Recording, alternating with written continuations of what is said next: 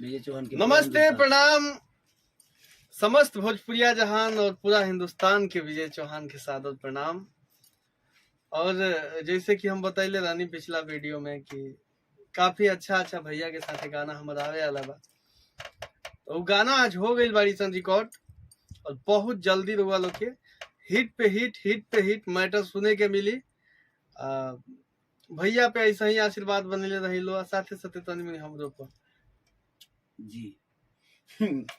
चलिए विजय, हम दिन में वीडियो बनल रहे विजय खातिर, और आज हम आइल बनी और कम से कम 7-8 गो गाना हम इनकर गौनी है। अभी कंपोजिशन इनकर तो जानते बनी लोग कितना खतरनाक होला, चाहे जौन भी गाना लिखे ले अपना हाथ से एगो अलग लेवल के लिरिक्स होला।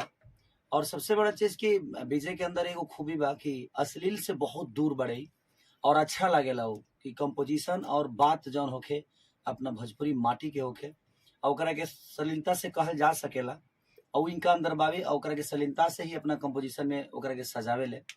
तो दिल से थैंक यू। और इनकर एगो चैनल भी बा, बहुत बढ़िया चैनल बा, और इनकर गाना शिल्पी जी के गाना और भविष्य में हमरो गाना ऊपर जाइए, ऐसा बात नहीं है।